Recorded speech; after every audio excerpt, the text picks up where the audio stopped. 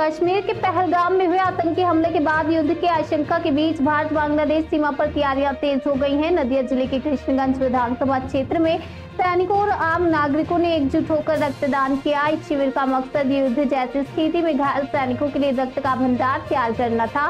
स्थानीय विधायक आशीष विश्वास ने भी भाग लेकर संदेश दिया कि देश की रक्षा सिर्फ सेना नहीं, हम सभी की जिम्मेदारी है। এটাই আমার বক্তব্য। আগামী দিনে আমরা তার জন্য তৈরি আছি। বলছি, ভারতের প্রধানমন্ত্রী 3টে বাহিনীকে প্রস্তুত থাকতে বলেছে, তাদের প্রয়োজনে রক্ত লাগতে পারে, তাই সেই থেকে এই ক্ষুদ্র প্রচেষ্টা।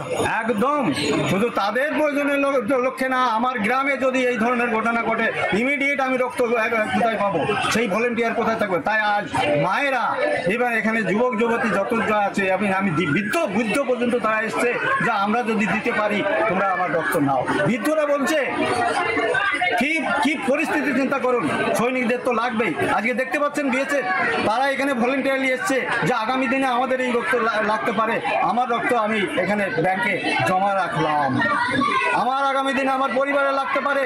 তাই সীমানগর বিএসএফ হেডকোয়ার্টার থেকে আজকে 50 জন বিএসএফ এখানে রক্তদান শিবিরে অংশগ্রহণ করলো এবং তারা রক্তদান করছে। যুব সমাজকে কি বার্তা দেবেন? যুব সমাজকে বলবো যে তোমরা এই অন্ধকার থেকে বেরিয়ে আসো, চেতনা জাগাও, নিজের ব্যক্তিত্ব নিজের শিক্ষাকে কাজে লাগাও।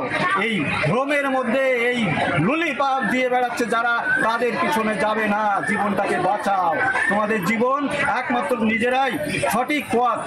গীতার বাণীতে, গীতার যে বাণী আছে জ্ঞান, সেই জ্ঞান অর্জন করো। আর নিজের জীবন যে শৈলী গীতায় বলেছে যে নিজের জীবন চলার যে নির্দেশ একমাত্র গীতাতেই দেয়, অন্য বাইবেল বা ইসলামে দেয় না। সেই গীতার জ্ঞান অর্জন করুক। আজকে এখানে যজ্ঞ হবে, ত্রিশূল যজ্ঞ হবে, ত্রিশূল দান হবে, ত্রিশূল প্রশিক্ষণ হবে, সেই শিক্ষা এখানে দীক্ষা দেওয়া হবে।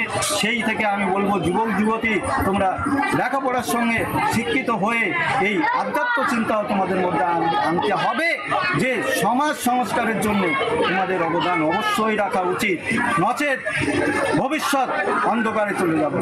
তাই তোমরা জাগো, আর সেই সঙ্গে তোমাদের দায়িত্ব দেশ রক্ষার্থে রাষ্ট্রবাদকে আগে সামনে আনতে হবে।